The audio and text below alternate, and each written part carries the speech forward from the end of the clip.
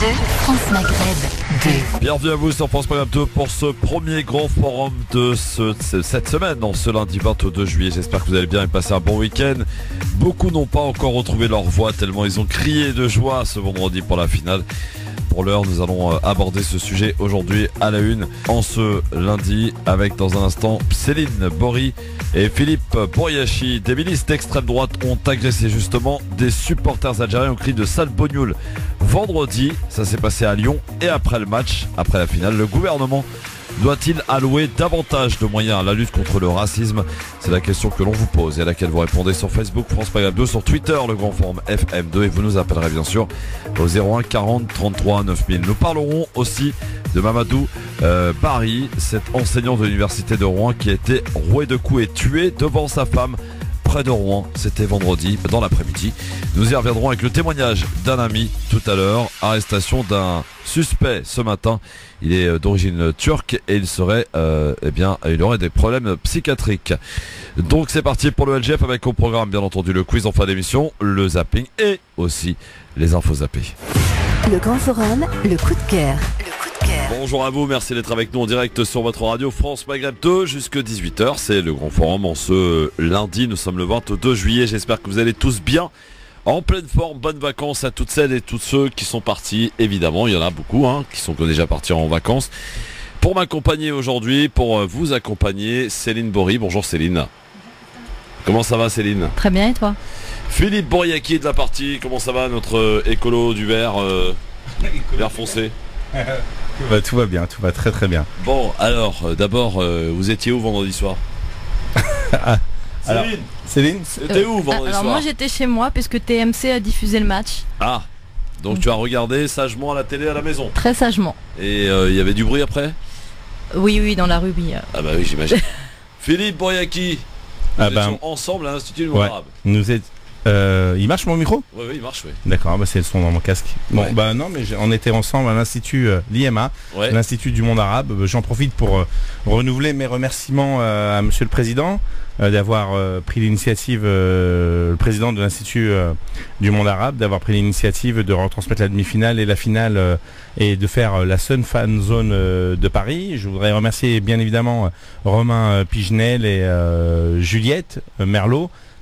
Qui nous ont ouvert les portes et qui nous ont permis de pouvoir diffuser le match en direct et de faire des lives pendant tout le déroulé, le before, l'after et le pendant. Enfin, c'était juste extraordinaire. Bon, en tout cas, l'image à la fin, c'était magnifique. C'est les supporters qui nettoyaient avec leur sac poubelle. Effectivement, c'est ce que je voulais dire. D'ailleurs, il n'y avait pas qu'à l'IMA où ça s'est produit, dans plein d'endroits de Paris, sauf Limoges, partout, les supporters algériens mais aussi sénégalais à la fin du match et à la fin des festivités prenaient des grands sacs poubelles et nettoyaient la rue pour la laisser aussi propre, telle l'image des manifestations qu'il y a tous les vendredis en Algérie.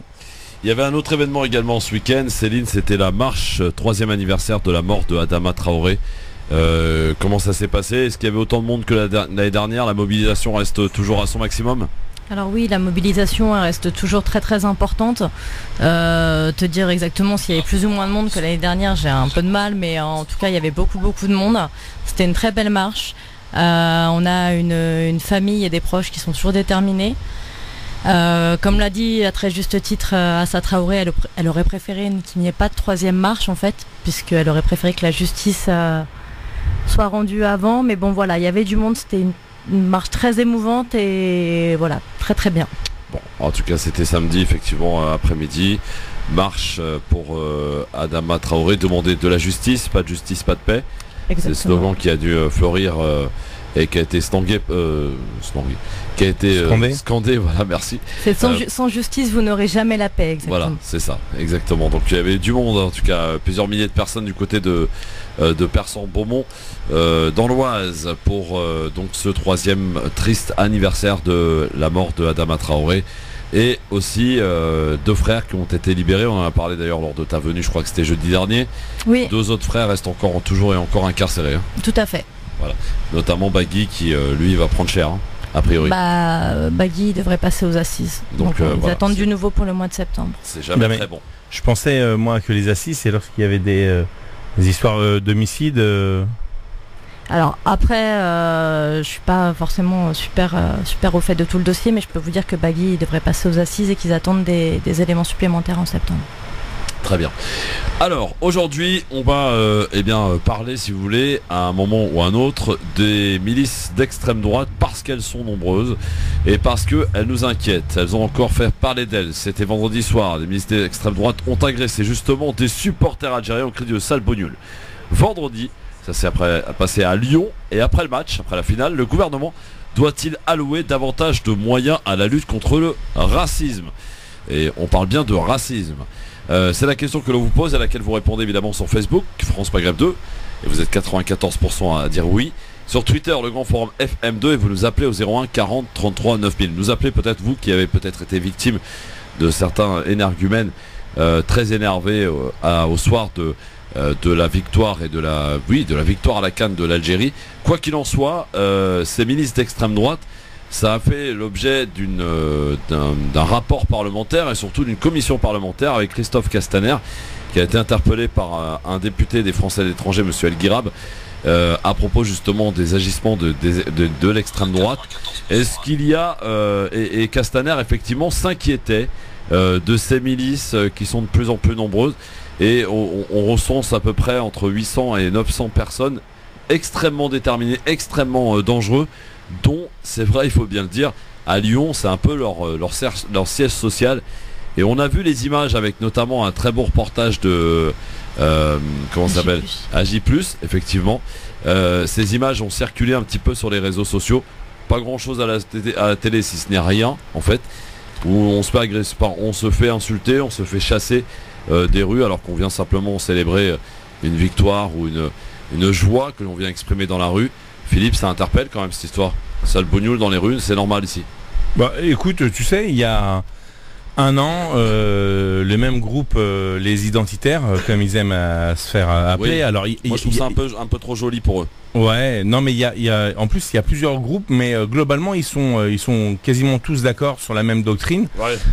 Certains ont un sanglier comme emblème, d'autres ils ont un V à l'envers, même deux V à un endroit et à l'envers, qui était un signe nordique. Pour ceux qui connaissent un petit peu les runes, il y a le rune du loup, le rune du lion, etc. Et donc il y a, je sais pas si vous vous rappelez, il y a un petit peu plus d'un an, il y avait un groupe qui avait loué des hélicoptères, ouais, et qui avait été sur le col du Mont Blanc, là où certains risquent leur vie pour pouvoir survivre et s'enfuir de la guerre. Et ils avaient dressé comment s'appelle, une sorte de bâche disant les migrants retournent chez toi, et ils avaient fait symboliquement mis des cordages pour dire voilà, la frontière entre l'Italie et la France c'est là, ici c'est chez nous, et là-bas c'est pas, enfin ici ça sera pas chez vous. Et de plus en plus ils ont des camps d'entraînement l'été, ils sont très affiliés au FNNJ, enfin l'ancien FNNJ qui était le Front National de la Jeunesse, et ces personnes, ces groupes-là sont connus. Je sais pas si tu te rappelles, dans les années 90, c'était ouais, des skinheads. Oui. Il y avait les JNR, les Jeunes Nationalistes Révolutionnaires, la bande à Bad Skin, qui avait fusionné plein de groupes de skins sur Paris. Il y avait Bon Sergent, il y avait Gambetta, il y avait Assas, il y avait Jussieu, il y avait Saint-Mich. Ouais. Donc il avait fusionné, il avait pris il avait fait un best-of de tous les gens très radicaux et très nerveux, ouais, et qui allaient casser du bico, faire des ratonnades. Et on retrouve aujourd'hui une renaissance de cette mouvance de gens qui sont pseudo-intellectualisés, mais on retrouve pas mal de gens qui sont perdus, qui sont débauchés, ouais, d'autres qui ont été des victimes, et ces fameux groupes qui ont été démantelés pour certains récemment, qui projetaient des attentats contre des mosquées, contre des synagogues, et y compris aussi contre des députés de la République En Marche. Voilà, ça interpelle bien plus que ça. On ne peut pas laisser passer d'un côté comme de l'autre. De toute façon, toutes les formes de radicalité doivent être combattues par la plus grande fermeté dans notre République. Nous sommes un et indivisibles. Et un petit peu plus tard, je vais laisser la parole à Céline, je vais vous lire le post de Philippe Vaudron. Tu sais, c'est un ancien identitaire qui est maintenant conseiller régional Rassemblement National. Oui. Un mec sympa qui avait un club de danse à Nice.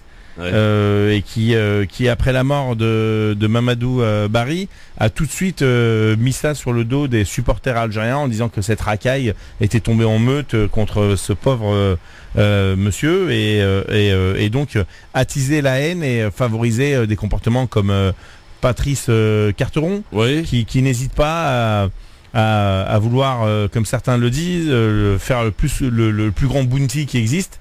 Et à propager sa haine vers celles et ceux en plus qui le soutiennent et qui le fréquentent, et donc c'est un petit peu surprenant de la part de Patrice, qui à la base est un vrai combattant, quelqu'un qui vient de la Grande Borne à Grigny, qui a beaucoup souffert, et y compris du racisme, et qui aujourd'hui a un discours impressionnant. Alors c'est sûr que c'est plus vendeur, du coup il passe plus souvent à la télé, mais je crois qu'il fait plus de tort à tout le monde que d'essayer de régler une situation. Il existe des individus chez les Maghrébins qui sont racistes. Il en existe aussi chez les Africains, et il en existe aussi chez les Européens, et je crois que toutes les formes de racisme doivent être combattues avec la même fermeté, et on doit tous les mettre dans la même pièce, ces gens-là. Céline, est-ce qu'on peut parler de radicalisation ?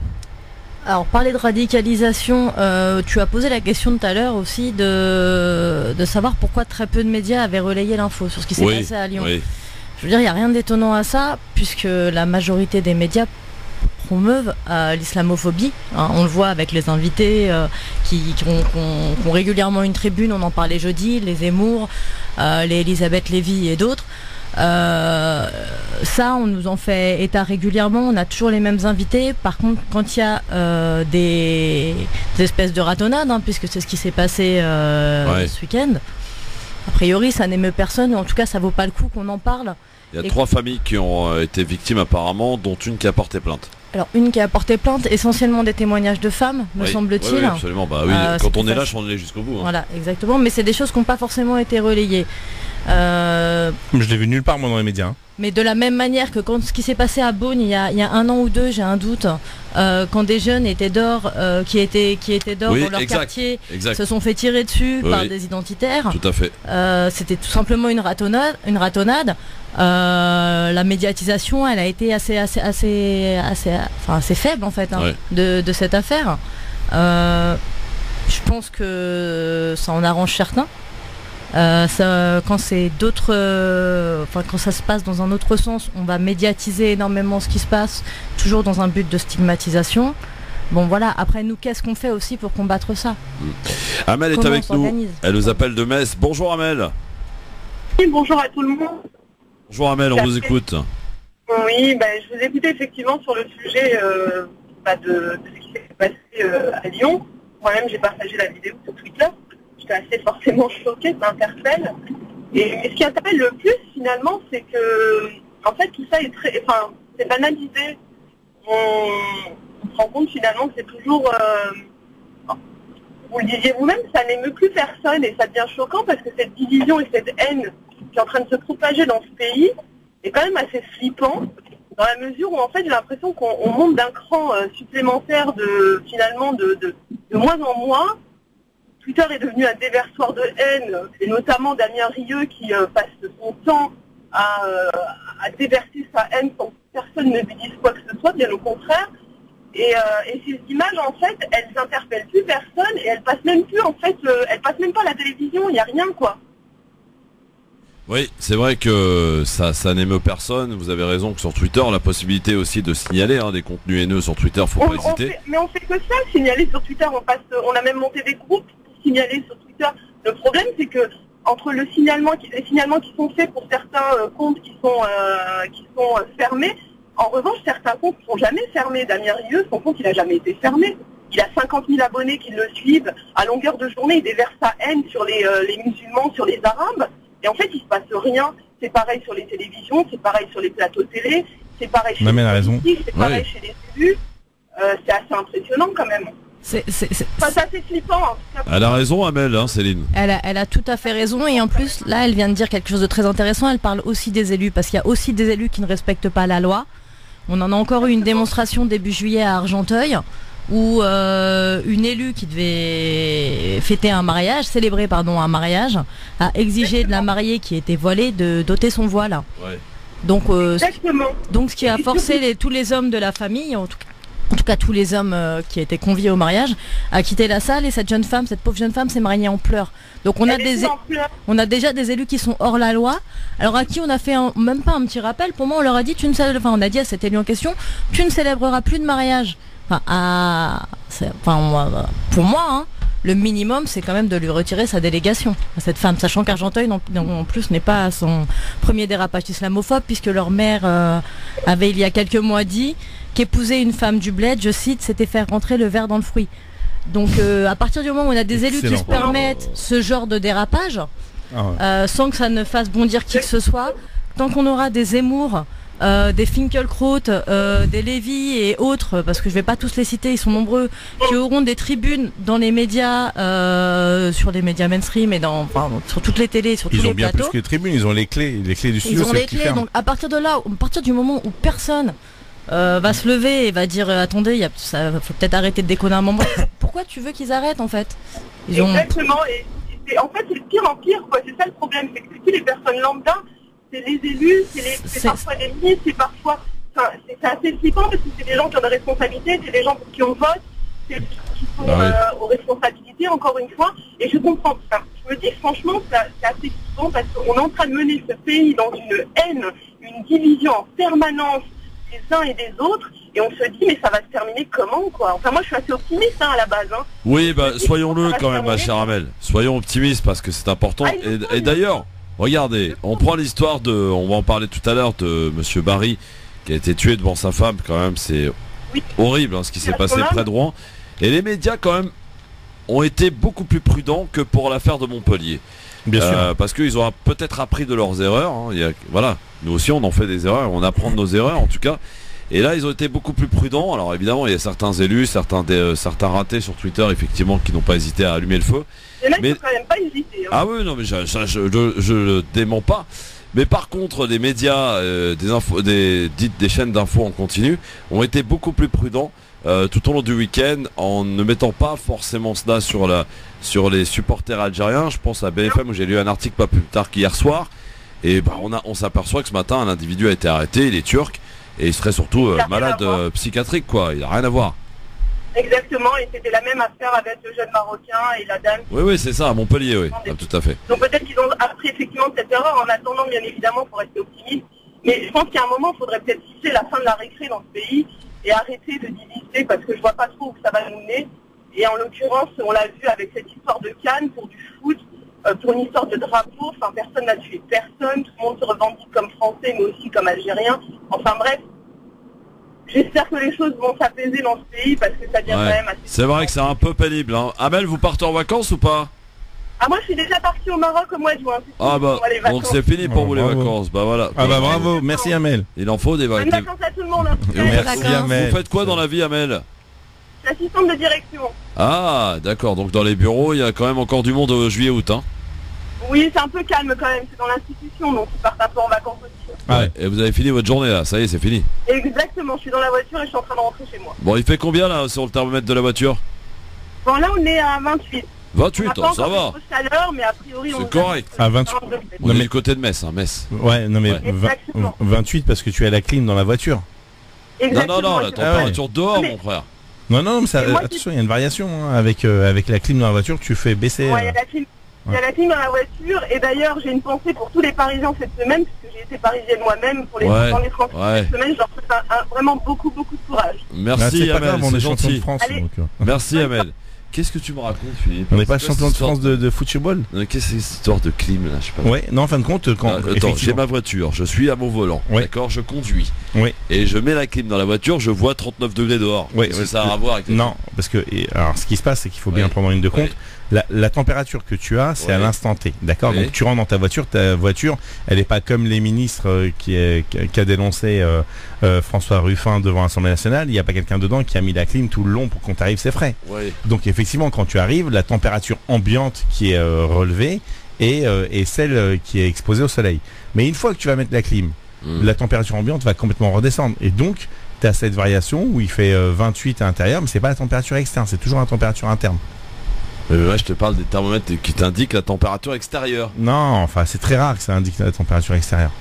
C'est plutôt la température intérieure. Non, mais alors, là, non, on va ouvrir un débat là. Qu'est-ce que c'est que cette histoire, Philippe? Est-ce qu'il y a un mécano qui peut nous appelez-nous. Faites taire Bouriaki tout de suite. Moi, ce que je propose, moi, je veux juste te dire que quand je mets la clim, c'est quand même la température extérieure qui s'affiche. Bah oui, non mais. Ouais, mais parce que vous avez des voitures françaises. Dans mon véhicule. Vous avez des voitures françaises aussi. Oui. Non, mais moi je roule. Moi je roule en voiture roumaine. Il roule en scooter, tu vois, c'est normal. Qu'est-ce qu'il me raconte? Et même en scooter dans les tunnels, on souffre réellement. Ah oui, non, ça j'avoue. Je suis monté avec lui la semaine dernière. Je peux vous dire, quand vous passez dans un tunnel, vous prenez non seulement la chaleur en pleine face, et en plus toute la pollution. D'ailleurs, Céline, elle a pas voulu essayer. Ouais, elle a eu peur. Elle a eu peur de monter avec Bouriaki en moto. Je lui ai dit, est-ce que je peux te déposer? Elle m'a dit, ça va pas, non. Je dirais pas les termes exacts. Voilà. Oh, il y a le patron qui vient d'arriver. Bah oui, vous savez, le patron. Bonjour, président. Bonjour, monsieur le président. 01 40 33 9000, évidemment, pour nous donner votre avis sur le sujet. Bien entendu sur France Maghreb 2. Il m'a ramené un ventilo. Je sais pas pourquoi. Je sais pas pourquoi il l'a donné à moi spécialement. Attends, c'est toi le spécialiste du ventilo, mon pote. Je me suis fait balancer à ce que je vois. Ouais, c'est ça. Je lui ai dit. 01 40 33 9000. Allô, bonjour, qui est avec nous? Bonjour. Bonjour, cher monsieur. Vous êtes en plein dedans, monsieur. Quel est votre prénom? D'accord, bonjour. Mohamed, Paris. Mohamed Paris. Bonjour, Mohamed. Bonjour. Salam alaikum. Bonjour. Alors, on vous écoute, Mohamed. Moi, j'appelais pour deux choses. Donc, vous avez la température affichée, c'est la température extérieure. Ça raconte n'importe quoi, Bouriaki, c'est pour ça. Et il fait 39 degrés dehors. 39 degrés là à l'instant. Vous êtes où, à Paris? À Paris. Ah ouais, non, mais là, ça calme, là. D'autant plus que la température va pas descendre en dessous de 23 degrés cette nuit, donc c'est la canicule, ça y est. Bon. On est dedans. Bon courage, j'espère que vous avez la clim dans la voiture, Mohamed. Ah ouais, j'ai la clim, je suis bien. Bon, parfait. La clim, ça pollue. Ouais, ça pollue, il est gentil. Moi j'appelais en fait à tout hasard, je pensais tomber sur le standard. Je cherchais à joindre France Maghreb 2. Bah vous y êtes dedans. Parce que j'ai entendu une émission du professeur Samy vendredi soir. Ouais. D'accord. Et qui parlait pour faire un hedge pour les défunts, pour les morts. D'accord. Et j'ai relevé le numéro de téléphone qu'il a laissé. D'accord. Et le problème, c'est que personne ne répond à ce numéro. Alors, est-ce que j'ai fait une erreur? Qu'est-ce qui se passe? Je sais pas. Alors, on nous dit de tenter le SMS éventuellement. Voilà. Oui, mais c'est quoi le numéro? Je voudrais avoir le numéro. Alors, je l'ai pas le numéro. Moi, je l'ai pas là, mais voilà. En tout cas, c'est ce numéro qui a été donné effectivement à l'antenne. Vous avez constaté, comme moi, que je suis à l'antenne, et donc je ne peux pas me transformer en allant chercher des numéros. Enfin, voilà. Mais en tout cas, si vous avez encore le numéro, tentez le SMS, on sait jamais, d'accord? 0782. Alors 0782, vous voyez, on travaille en équipe.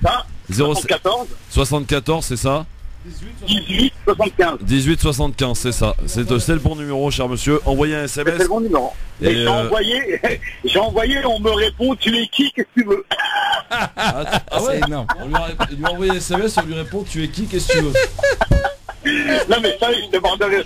C'est quoi Non mais voilà, mais bon. Écoutez, je peux rien vous dire de plus, moi. Allez-y, monsieur. Ok, voilà. c'est gentil. Faut dire bonjour, professeur Samy. Et bonne continuation. Merci. Salut Mohamed, à bientôt. 01 40 33 9. Si vous avez un souci avec d'autres animateurs ou si avec d'autres émissions, c'est eux qu'il faut appeler. C'est pas moi. Je suis pas le bureau des plaintes, moi. 01 40 33 9000 pour nous appeler sur France Maghreb 2. C'est le grand forum et on parle de ces milices d'extrême droite qui inquiètent au plus haut sommet, puisque Castaner avait participé à une commission parlementaire au mois de juin dernier. Il y a un rapport qui est sorti pour pointer du doigt justement toutes ces dangerosités de ces gens extrêmement violents et qui sont pour la plupart basés sur Lyon d'ailleurs et qui n'hésitent pas à agir comme ils l'ont fait vendredi soir, notamment avec donc ces agressions que l'on a pu relever notamment par certains médias qui font bien leur travail dans ce pays.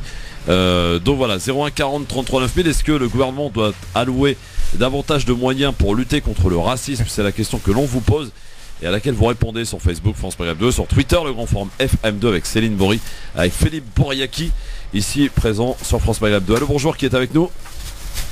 Allô? T'as un tournevis, Tarek? C'est quoi? C'est une émission, on fait du bricolage maintenant. C'est Laurent Merlin ici ou... Pendant les vacances, il y en a qui savent pas, qui peuvent pas se débrouiller, on leur donne des conseils. Ouais. Voilà. 01 40 33 9000. Allô, bonjour, qui est là? J'ai jamais vu quand même ce qui se passe à la radio là.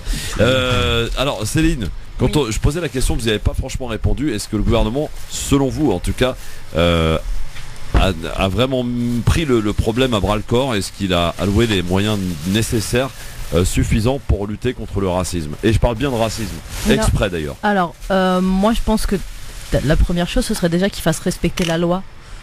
Il y a des lois qui existent, qui sont pour moi suffisantes, mais déjà faire respecter ces lois, c'est-à-dire que le racisme sous toutes ses formes est condamnable, et que peu importe qui en est victime, chacun doit, tout racisme est condamnable, et les lois doivent être appliquées.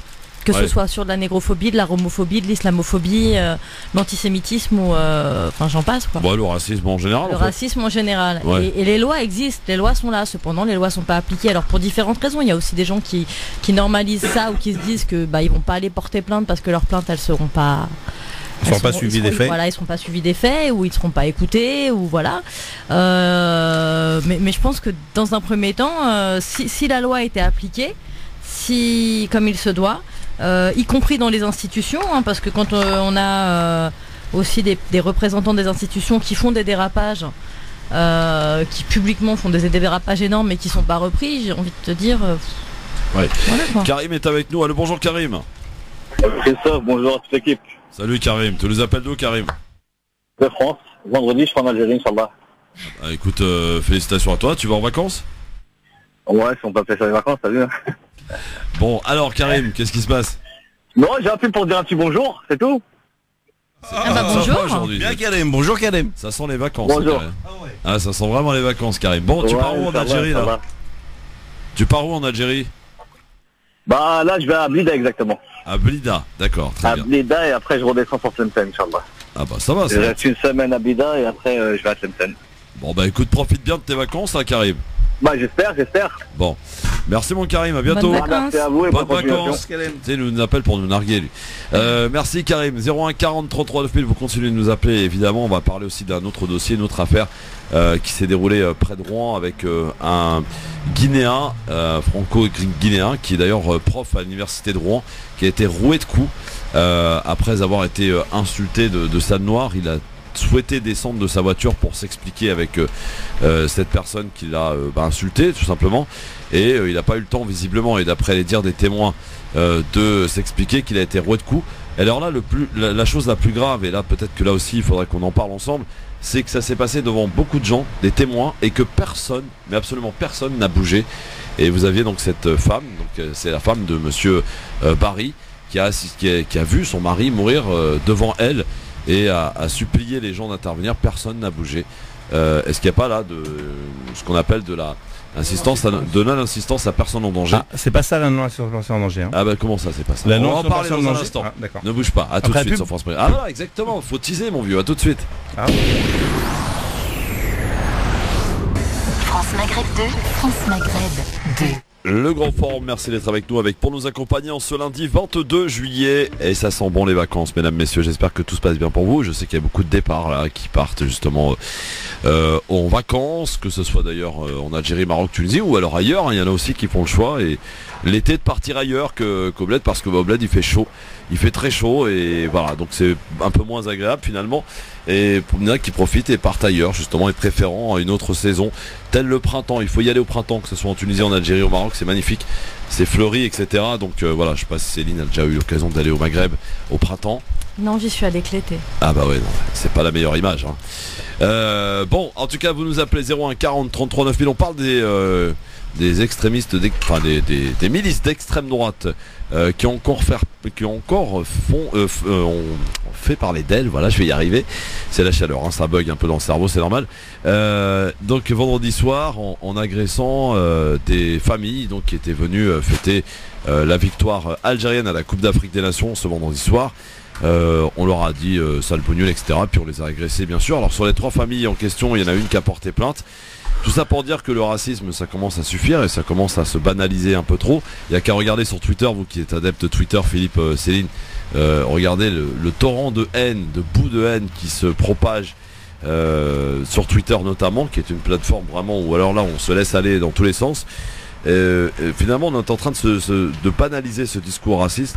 Et il est temps, la question que l'on vous pose, est-ce que vous pensez que le gouvernement a alloué suffisamment de moyens pour lutter contre le racisme, justement?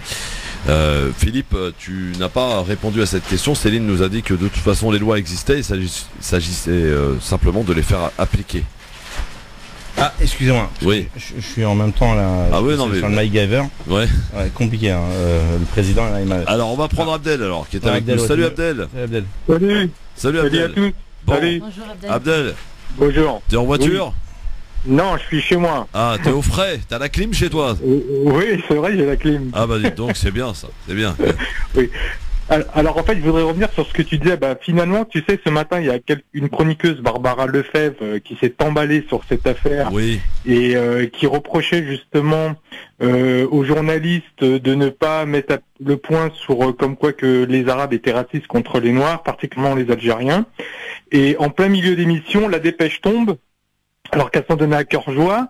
Et elle disait que les journalistes, quand c'est des Algériens ou des Arabes, ils ne pointent pas le doigt comme si c'est les Français. Et en pleine émission, la dépêche tombe en disant justement c'est pas un Arabe, c'est un Turc.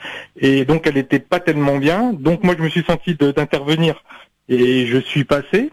Et parce que ils arrêtaient pas de dire les Français d'origine algérienne. Et donc aussi plusieurs fois on a entendu maghrébin.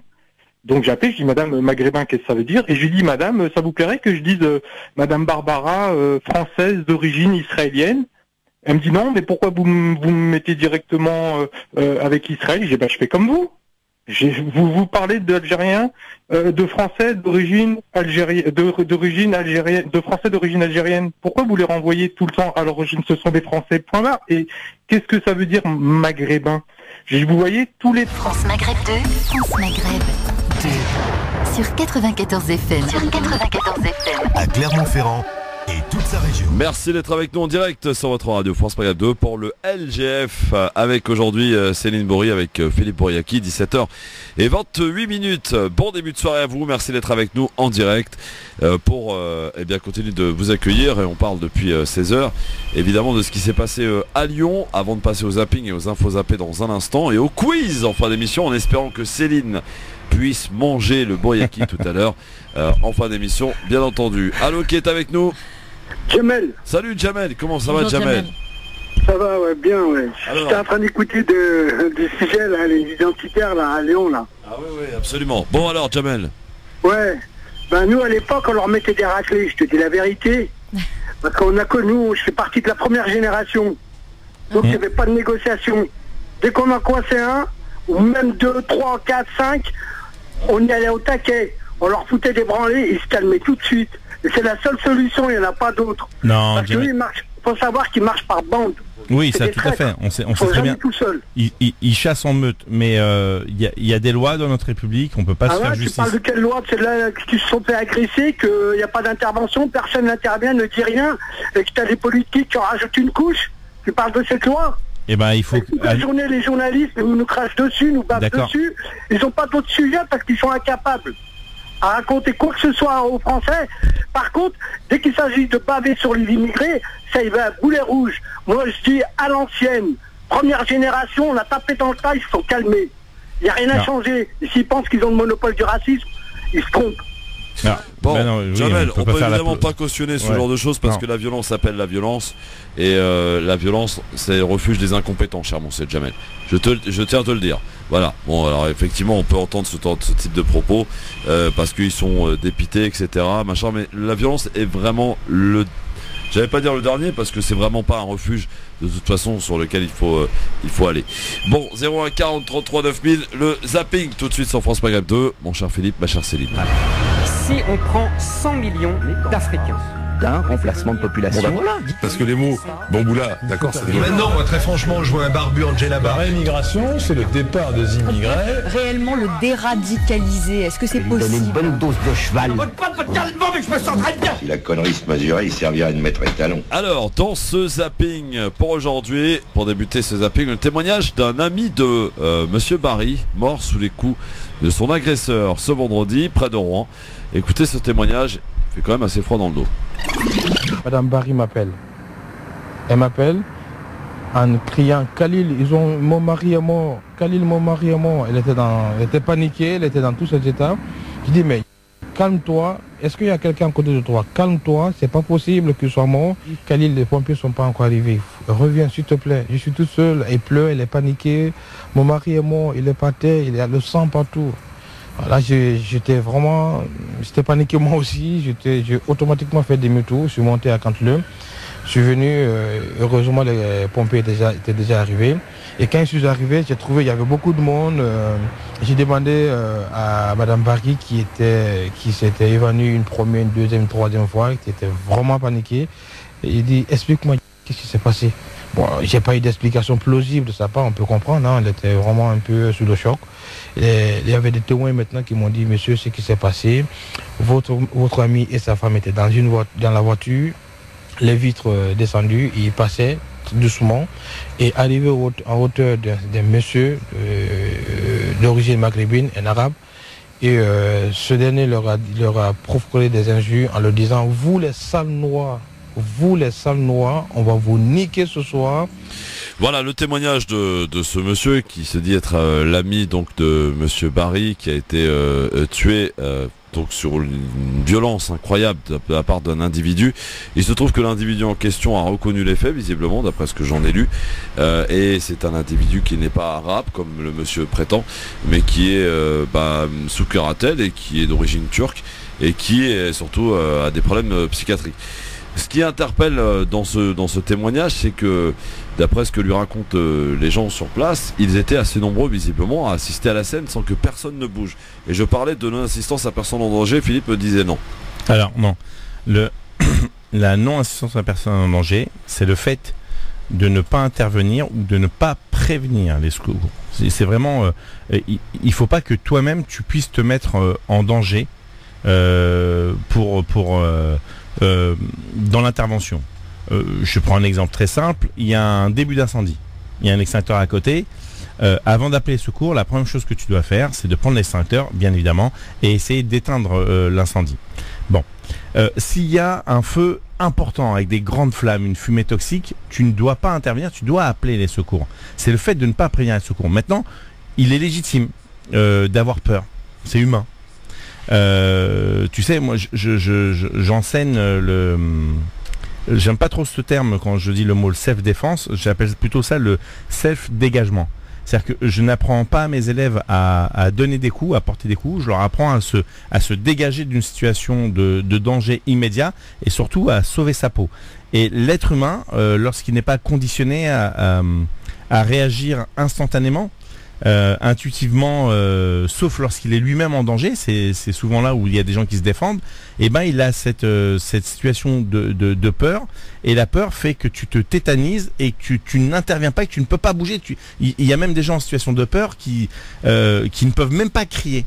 Tu vois, il y a eu des histoires où des filles se sont fait agresser sexuellement et au commissariat des gens un petit peu stupides et surtout pas formés en tout cas pour recueillir les plaintes de personnes victimes d'agression ou de viol leur ont dit mais pourquoi vous n'avez pas appelé à l'aide, pourquoi vous n'avez pas crié? Et ben la peur peut engendrer beaucoup de choses, et y compris le fait qu'on soit tétanisé et qu'on n'ose pas. Alors, tu as des gens qui tournent la tête délibérément, mais le fait de ne pas prévenir le secours, c'est là la non-assistance en danger. Effectivement, s'il y a beaucoup de monde, mais cette personne qui est sous curatelle, moi je peux vous assurer que j'ai vu des gens qui étaient dans un état second, et y compris lorsqu'ils sont sous psychotropes et sous drogue, qui décuplent leur force. C'est pour ça que moi par exemple lorsqu'on montre des techniques de self-défense et on montre qu'il faut absolument immédiatement mettre un coup dans les parties génitales, et c'est vrai que ça neutralise immédiatement un individu, je leur dis s'il est alcoolisé ou s'il est drogué, ça ne sert absolument à rien parce qu'il ne sentira rien sous cet effet de transe. Donc on peut tous être scandalisés et je l'entends. On peut tous être en état de colère et je le comprends. Je vous demande juste de ne pas juger ces femmes et ces hommes qui auraient pu être sur le côté et qui ont eu une peur incroyable. Lorsque vous voyez quelqu'un qui a une force décuplée, qui tient des propos incohérents, qui hurle, puisque visiblement, d'après ce que je lis dans les articles de presse, cette personne, ça faisait plus d'un quart d'heure qu'elle insultait tout le monde. Tout le monde sans exception. Et malheureusement, Mamadou Barry, ce docteur, s'est trouvé sur le chemin de ce fou. La vraie question à se poser, c'est comment se fait-il qu'il y a des gens qui représentent un danger réels pour la société, qui sont sous curatelle et qui peuvent à n'importe quel moment, comme on l'a vu dans des moments à Paris où un type sort un couteau et poignarde plusieurs personnes. Alors tant qu'il n'est pas maghrébin, c'est un déséquilibré. Dès qu'il l'est, ça devient forcément un terroriste. Et moi je voudrais juste vous lire le post de Philippe Vardon, V-A-R-D-O-N, paru hier à 21h53. Il y a eu davantage de voix pour s'émouvoir d'une phrase de Nadine Morano que pour dénoncer le meurtre de Mamadou Barry par un supporter de l'Algérie. Ce Guinéen, chercheur en droit à l'université de Rouen, a été tué devant sa femme. Les prétendus antiracistes qui passent leur temps à traquer les mots et les pensées sont bien absents aujourd'hui. Je voudrais bien savoir où est-il aujourd'hui, monsieur Philippe Vardon. Je présente sincèrement toutes mes condoléances à la famille de Mamadou, à tous ses amis. Et si je me suis pas emballé hier moi sur la toile, c'est que j'ai eu cette expérience de Montpellier où on sait que la fachosphère va déverser leur haine, et je voudrais sérieusement appeler les uns et les autres à ne pas céder à la tentation de la facilité, à la haine de l'autre. Et je sais que certains, visiblement qui ne sont pas contents que la banlieue ne soit pas autour et avec les gilets jaunes, ont tout intérêt à ce que dans les banlieues ça s'embrase pour que les forces de l'ordre soient débordées et soient plutôt concentrées sur les banlieues que sur les manifestations de casseurs, de violenteurs, de gens qui ont brûlé des véhicules, qui ont tenu des propos racistes. Rappelez-vous au début des gilets jaunes dans les ronds-points où on a insulté des femmes de sales négresses, qu'elles n'étaient pas contentes qu'à retourner en Afrique, que ça suffit de dépouiller la CAF. Ces gens-là attisent la haine et soufflent sur des braises. Eh ben, à nous d'être des pompiers et pas des pyromanes, et leur montrer qu'on sera tous ensemble, unis dans notre douleur, car ces gens-là ne se servent que de la douleur et la misère pour pouvoir prospérer et faire leur fameux hold-up sur les électeurs et les électrices. À vous aussi d'être exemplaires pour celles et ceux qui manifestent leur joie, et bien évidemment, mais vous savez très bien comment ça se passe. Des groupes d'individus cagoulés rentrent, infiltrent les cortèges, lancent 2-3 pavés ou des bouteilles d'alcool sur les policiers ripostent, et tout le monde mange, et tout le monde en prend plein les dents, et c'est ça que les médias montrent. Je suis désolé, moi vendredi, effectivement, j'étais avec Christophe. On a vu des gens faire la liesse. Il y avait, rappelle-toi, il y avait Bayou qui était à côté de nous, qui soutenait le Sénégal. Pas un instant qui que ce soit. Il y avait plusieurs drapeaux sénégalais autour de plein de drapeaux algériens, des drapeaux marocains, des drapeaux tunisiens. Et effectivement, ça a été de la bonne humeur, de la joie, des gens qui dansaient, de la mixité, de la jeunesse. Il n'y a pas eu un seul problème de toute la soirée. Les 2-3 images qu'on nous a montrées, c'était des images regrettables. Ce qui est arrivé à Mamadou Barry, c'est horrible, mais c'est une scène qui arrive au quotidien de gens qui se font agresser. Ça n'a rien à voir avec les images de Lyon où une bande d'identitaires déterminés, armés, s'en est pris à des familles avec femmes et enfants en tenant des propos cohérents et lucides, racistes, islamophobes. Maintenant, ça suffit. Arrêtons d'être des victimes. Saisissons la loi à chaque fois qu'il faut le faire. Soyons solidaires. Moi, j'ai une pensée forte pour Yasser Louati, qui a levé des vrais problèmes de nos sociétés et qui aujourd'hui se retrouve en première ligne, et il n'y a personne autour de lui. Tant que nous serons des proies faciles, ils continueront à nous marcher dessus. Le jour où ils verront qu'il y a un bloc qui saisira la justice, qui fera valoir leur droit à la dignité, parce que nous sommes français, nous sommes fiers d'être français, nous sommes aussi comme je l'ai dit, moi pour ma part, je suis un binational, je suis franco-algérien. Moi j'avais tweeté, les coqs fennecs ont gagné puisque 19 des 23 joueurs sont binationaux et sont français et algériens.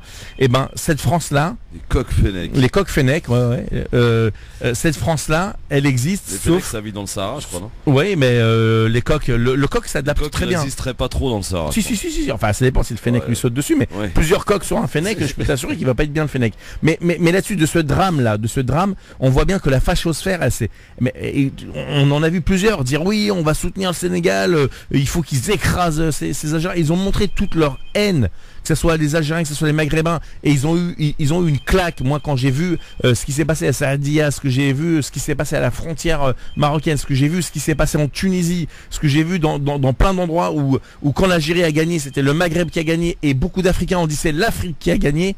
Et ben si on est Africa United, je peux t'assurer qu'ils vont tous trembler. Et je dis pas ça de prosélytisme ou faire en sorte de faire du racisme ancien post-colonial, etc. Je dis juste qu'à un moment donné, stop, moi j'en ai marre qu'on me dise t'es de quelle origine. Moi je suis français et tu vois, malgré que je m'appelle Philippe, sur ma tête ça suffit pas. Faudrait quoi, que je m'amuse à manger du porc ou que je boive du vin pour être plus accepté? Ce que tu veux, hein. Moi, les enfants de la République, ils sont de couleurs différentes. Quand j'entends certains prenez des drapeaux bretons, j'ai envie de leur dire mais les gars, vous êtes celtes, mais aujourd'hui vous êtes français. Donc nous sommes tous un pays, un seul bloc, sauf que certains sont très forts. Et si tu dis la moindre chose sur eux, tu te fais briser le dos. Et que la communauté, elle mange sévère parce qu'elle est diverse, qu'elle est séparée, qu'elle est éparpillée, qu'elle n'est pas organisée, qu'elle n'est pas solidaire. Céline, après ce long passage de Philippe. Oui, voilà, tu peux le dire, vas-y. Déjà, mes pensées à la famille de Mahmoudou Bari. Parce que je pense que voilà, cette pauvre famille et cette pauvre femme et cette pauvre petite fille, ça va les traumatiser pour longtemps, ce à quoi elles ont assisté. Il y a quelque chose sur lequel je voudrais revenir. Certes, l'auteur de nationalité turque est déséquilibré, mais les propos négrophobes ont visiblement été tenus. Et ce qui peut expliquer aussi toute l'émotion qui s'en est suivie. Et il n'y a pas de hiérarchisation à avoir dans le racisme. Donc la négrophobie, elle a dénoncé autant que l'islamophobie et autant que tout le reste. Par contre, c'est vrai que ce à quoi on a assisté ici, mais comme à Montpellier, c'est la récupération par les fachos de gens qui ne nous aiment pas, mais qui n'aiment pas non plus les Africains en général, pour essayer d'opposer des communautés en fait. Donc cette récupération, je pense qu'il faut s'en méfier. Et encore une dernière chose, le travail journalistique est important et il faudrait leur rappeler que on peut pas s'emballer, on doit parler au conditionnel et on peut pas lâcher des informations comme ça sans vérification préalable, parce que forcément ça donne les polémiques qu'on peut voir après sur Twitter, sur Facebook et sur tous les réseaux sociaux en général. Bon, alors autre chose dans le zapping qui n'a absolument rien à voir, t'es sur RTL ce matin, on nous apprend qu'on a refusé la nationalité française à une personne d'origine libanaise.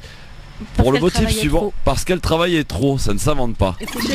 Une exclusivité RTL à présent, l'histoire d'une femme qui ne peut pas être naturalisée car elle travaille trop. Bienvenue chez Kafkas, cette Libanaise de 45 ans cumule 2 emplois, ce qui ne convient pas au service de l'immigration. La préfecture du Val-de-Marne lui a donc refusé le mois dernier son passeport français, Aude Vernuccio. Le comble, c'est que Samira, libanaise, a été recrutée pour venir travailler en France il y a 18 ans. Moi, je suis infirmière de bloc opératoire, je suis un peu spécialisée dans tout ce qui est ORL, cancérologie de visage. C'est des grosses opérations qui peuvent faire parfois des 10 heures. Mère célibataire avec 3 enfants, elle finit par prendre un 2e emploi et cumule 53 heures par semaine. J'ai 45 ans, rien ne m'empêche de travailler. Moi, je suis contente de vivre comme ça. J'ai envie de gagner plus. Pourquoi m'asseoir? J'adore ce métier. Et puis, il y a 1 an, elle demande sa naturalisation pour que sa fille parte en voyage avec l'école, munie d'un passeport français. Mais la réponse n'est pas celle qu'elle attendait. J'avoue, quand j'ai lu ce qui était écrit dans la lettre, j'étais un peu choquée. D'après la préfecture, on a droit à 44 heures, pas plus. Limite, j'étais très fière.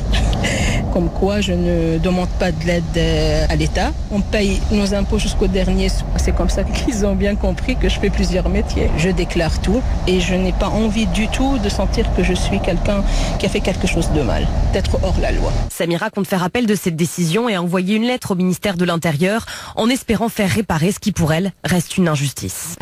C'est incroyable quand même cette histoire. Hein, on lui refait la nationalité parce qu'elle travaille trop. Alors oui, d'un côté ça paraît incroyable parce qu'en plus cette dame elle est infirmière, donc on sait qu'il y a énormément de boulot dans le domaine et qu'elle cumule souvent plusieurs employeurs et qu'elles font énormément d'heures. Et en même temps, la loi c'est 44 heures maxi par semaine. Donc ça peut paraître paradoxal parce que c'est vrai qu'on est face à une femme seule avec sa fille qui m'a l'air très courageuse, mais on se heurte à la problématique administrative, oui, en fait. À l'incohérence de la loi parfois. Tout à fait. Ouais. Mais quand même incroyable quand cette femme qui travaille, qui a 3 enfants, qui fait un métier qui plus est en plus vraiment qui est très noble, hein, infirmière. Qui est sous tension parce qu'il en manque énormément, effectivement.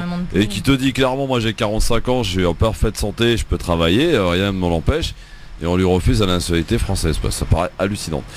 Voilà, bon, quelques infos zappées avant de passer au quiz, parce que le temps passe vite, messieurs dames, vous êtes bien sur France Maghreb 2, vous avez raison d'y être, il est 17h46. Tiens, une petite info de la presse People. Elle n'aurait peut-être pas dû s'attaquer à Hanouna, car la riposte ne s'est pas faite attendre. Aurore Berger, députée et porte-parole de En Marche, n'a pas été tendre avec Hanouna. Dans une interview vidéo que relaie l'animateur d'ailleurs lui-même sur Twitter, elle affirme: je ne ferai pas comme Nicolas Dupont-Aignan, je n'irai pas dans Touche pas à mon poste parce que ce n'est pas vraiment le genre d'émission que je regarde. Je trouve ça même un peu triste que ça fasse autant d'audience parce que l'image que ce genre d'émission renvoie, notamment sur la question des femmes, est assez sidérante. La riposte de Hanouna s'est pas faite attendre sur Twitter. Et si je sortais les SMS où Aurore Berger me demande de la voir, t'inquiète, je ne le ferai pas. Mais sois pas vénère parce que je t'ai jamais répondu et t'inquiète, on ne t'invitera pas, on a envie que ça continue à marcher et au lieu de dire n'importe quoi, va travailler. À noter que cette saison, plusieurs politiques vont rejoindre Hanouna à la rentrée. Et en particulier Laurent Saillet, ex-porte-parole des Républicains, et Raquel Garrido, qui a longtemps été l'une des voix des Insoumis. Elles seront toutes les deux chroniqueuses, dont Balance ton poste le jeudi soir, deuxième partie sur C8 à la rentrée. Voilà pour la réponse du berger à la bergère. Elle nous avait manqué Aurore. Entre Aurore Berger et Hanouna. Voilà. J'aime bien le t'inquiète, on t'invitera pas, on a envie que ça continue de marcher. Ça c'est voilà. Bonne punchline. Bonne petite punchline. Voilà. Bon, cela dit, Aurore Berger, elle a le droit de dire aussi que c'était une émission qui l'intéresse pas et que voilà, elle comprend pas que ça fasse de l'audience, ce genre de conneries. Ouais, bah moi ce que je comprends pas, c'est qu'elle ait accès à tous les plateaux pour dire des conneries. Bon. Très bien. Alors autre chose dans les infos zappées, ça c'est un sujet qui va te parler, mon cher Philippe. La Méditerranée va-t-elle bientôt devenir la plus grande mer morte du monde, alors qu'elle abrite 10% de la biodiversité de la planète? Y arriver, oui. Eh bien, nombreux signaux attestent que cette mer est au bord de l'accablement, au bord justement de choses terribles, parce que visiblement la mer Méditerranée commence à devenir de plus en plus polluée. On y retrouve de toutes sortes de choses à l'intérieur, et en plus de ça, eh bien, on continue notamment d'utiliser et de faire du fric avec. Et il y en a qui continuent aussi à perdre beaucoup d'argent, à l'image des pêcheurs. Et vous savez, le poisson qui a justement le plus morflé de cette hausse de cette mer morte, eh bien, c'est les sardines, justement. On trouve de moins en moins de sardines dans la Méditerranée, et ça, c'est un problème, mon cher Philippe. C'est un problème récurrent qu'on a soulevé depuis de très longues années. Je voudrais juste rappeler que Manuel Valls avait permis, et d'ailleurs Ségolène Royal était quand même ministre de l'écologie, si je me rappelle bien, les boues rouges à Marseille, ce sont des boues toxines qui sont en train de tuer les récifs, qui sont en train de tuer les coraux.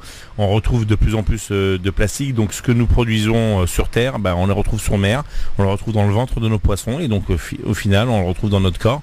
Donc soit on prend soin de notre planète, soit on est les prochains sur la liste. Voilà, en tout cas, elle se trouve au bord de l'épuisement. C'est une enquête qui révèle cela, avec des exemples à l'appui qui sont extrêmement inquiétants pour cette belle Méditerranée qui est fréquentée durant tout l'été là par de nombreux vacanciers. Dans les infos zappées, tiens, les producteurs russes de halal sont de plus en plus entreprenants, avec 15% de musulmans dans le pays, un marché international en plein essor. Ils rêvent de conquérir le monde. Les Russes veulent devenir eh bien les détenteurs du halal dans le monde. Voilà. Comme quoi ça intéresse finalement quand il y a de l'argent à se faire. C'est ce que je te disais tout à l'heure.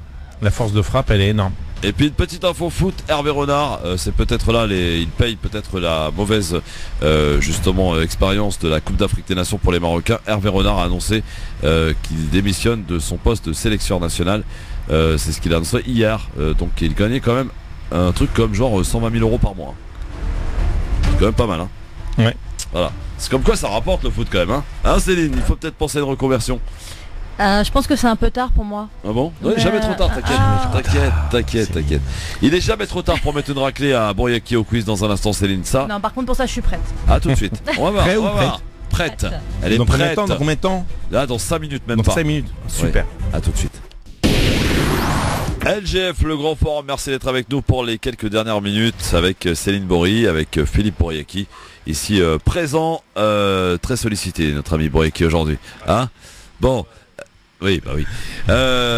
Alors, juste avec nous dans un instant, je vous rappelle que vous retrouverez l'excellent Medjed dans un instant pour continuer cette belle soirée à l'écoute de France Maghreb 2. Et qu'il nous reste encore 2 semaines de LGF avant de partir un petit peu en vacances. On a bien besoin aussi, nous, hein. N'est-ce pas? D'ailleurs, vous partez un peu en vacances, ma chère madame Bory? Oui, Mais fais que ça, qu'est-ce que tu racontes? Je fais que ça. Oui. Vous partez où en vacances? Là, je pars à Marseille et après. Pas des vacances? Ah si. Ah bon? Et après, je pars en Espagne aussi. Ah très bien, on va se croiser là-bas. Elle va rejoindre Samira? Oui, c'est ça, Samira. Alors, je vais pas jusqu'à Barcelone, mais pas très loin. Pas très loin, très bien. Bon, Yaki, vous restez à Paris, vous? Je bouge pas, j'ai un petit bébé d'1 mois qui a une santé très fragile et donc on bouge pas. Bon, très bien. Eh bien, c'est parti pour le quiz avec 5 questions et j'espère que Céline va inquiéter ou ennuyer un petit peu pour Yaki. J'ai du monde derrière moi, visiblement. Ah, très bien. Bon, première question. Quel pays, et toutes mes questions ont en rapport avec ce qui s'est passé à 22 juillet. Quel pays interdit les partis d'inspiration nazie en 1943? Le 22 juillet. Quel pays s'agit-il? Les États-Unis? Pas les États-Unis. L'Angleterre? Pas du tout. Le Canada? Non. C'est pas un pays européen? C'est un pays frontalier avec la France. La Suisse? La Suisse. Qui a dit la Suisse? Tous les deux en même temps. Ouais, non, je crois que tu as dit avant moi. Ouais, c'est Céline. C'est Céline. Ouais. Bon, la Suisse, effectivement, interdit en 1943, il est galant. Je sais pas si ça va continuer. Ouais. Interdit donc les pays d'inspiration nazie en 43. Deuxième question. Quel Français remporte le Tour de France pour la 2e fois en 1979?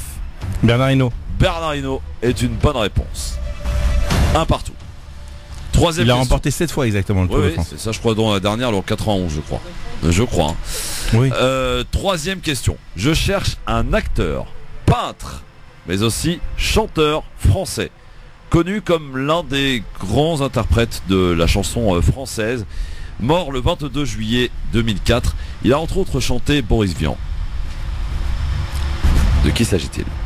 Il a chanté Boris Vian? Il a chanté Boris Vian, entre autres. On est mort en 2004. Enfin, il a chanté les textes de Boris Vian. Oui, absolument, oui. Ah ouais. Absolument. En 2004. Son prénom est Serge.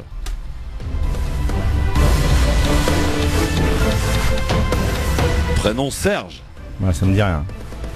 Ah, très connu, arrête. Grand chanteur. Lama? C'est pas Serge Lama. Quoi? Non. Reggiani. Reggiani est une excellente réponse, Philippe Bouriaki. Ouais. Merci Google.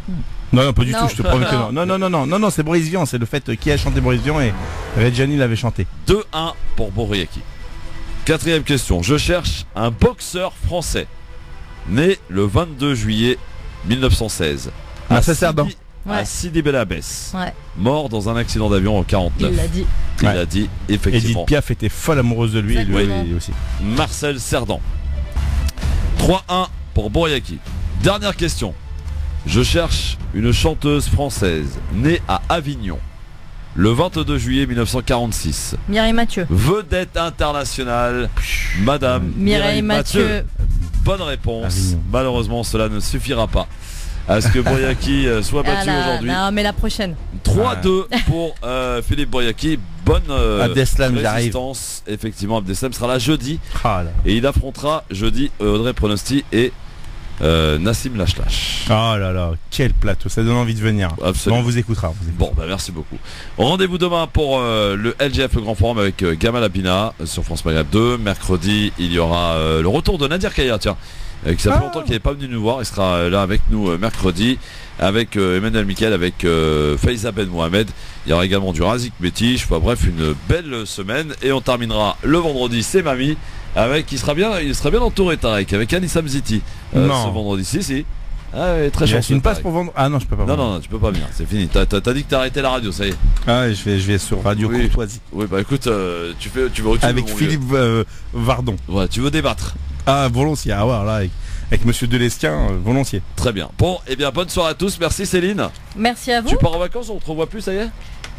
Si, là, je reviendrai dans le courant de la semaine prochaine. Ah bah très bien. On est encore là 2 semaines, nous. Voilà. Je suis tout en vacances. Je fais des allers-retours. C'est incroyable. Mais je ferai revenir exprès. Ah oui. Exprès, tu vois. Incroyable. Sérieux? Ouais, respect. Ouais, bravo. Ouais. Au revoir les auditeurs et les auditrices. Non, je pars pas, je suis là. Ouais, il est là. Je suis à votre disposition. Sur Facebook, il fait des Facebook Live. Alors vous savez que Philippe, quand même, c'est le seul mec que je connais qui a regardé un match et qui a commenté le match sur Facebook. Ouais, c'est parce qu'il y a des gens qui n'avaient pas Beansport, alors j'ai pensé à eux. Non mais il y avait TMC, tu sais que c'était en clair. Ouais, mais il y en a, ils n'ont pas la télé, c'est ça que vous comprenez pas. Ouais. Parce qu'il y a vraiment des gens qui galèrent dans notre pays. Les commentaires Facebook de Philippe Bouriac en train de commenter un match, faut juste regarder, c'est hilarant, franchement. Hein? Quand il y a eu le penalty, notamment avec Bayou qui était à côté de nous, il dit Bayou, enlève ton gris-gris. Non mais c'est vrai qu'il était très très fort sur ce coup-là, Bayou. Non mais il y avait une ambiance de dingue, vraiment. Merci à aux supporters sénégalais. La phrase que j'ai adoré, Philippe, c'est quand à la fin nos amis de BFM qui étaient à côté de nous partent un peu avant la fin et tu leur dis ah ça y est, vous avez rien à vous mettre sous l'œil donc vous partez, il n'y a rien à montrer. Et en fait ils partaient faire leur boulot dans la foule quand même. Non, t'es pas sympa avec nous. Non, c'est parce que je m'excuse. Pardon BFM. Ouais, en plus ils ont été très cool avec moi pour l'histoire des ventilos. Ouais, en plus. Ouais, enfin tu me diras, en face il y avait quelqu'un qui a dit une sottise juste extraordinaire, donc c'était un petit peu facile du coup. Bon, très bien. Allez, bonne soirée à tous. Au revoir tout le monde. Merci. France Maghreb 2 dans un instant. Medjet pour la suite des programmes sur France Maghreb 2 pour vous divertir, vous accompagner et on vous souhaite évidemment de très bonnes vacances sur France Maghreb 2. France Maghreb 2 sur 99.8 FM, sur 99.8 FM au Havre et toute sa région. Merci d'écouter France Maghreb 2, il est 18h.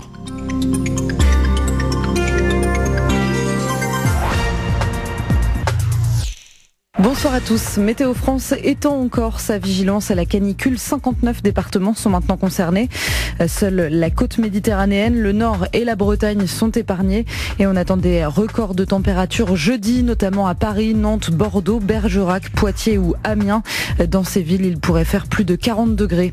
La circulation différenciée est également mise en place dès ce soir dans l'agglomération de Lyon et dès demain à Paris. Les vignettes critères 4 et 5 devront rester au garage et même les vignettes 3 en région parisienne. Cela pour faire face à une pollution à l'ozone. La ratification du CETA va dans le bon sens, assure Emmanuel Macron, mais il faut s'assurer qu'il soit bien mis en œuvre. Les députés français doivent ratifier demain cet accord de libre-échange entre l'Union européenne et le Canada.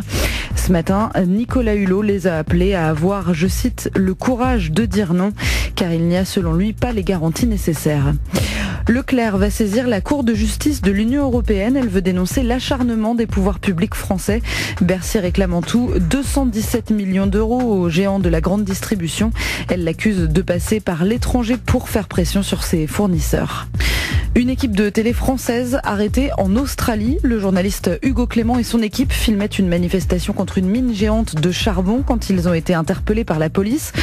Tous ont été libérés sous caution. Ils devront comparaître devant un tribunal australien début septembre. Un vaccin entièrement conçu par une intelligence artificielle. C'est une première. Un vaccin contre la grippe saisonnière a été développé par des chercheurs australiens uniquement grâce à un algorithme.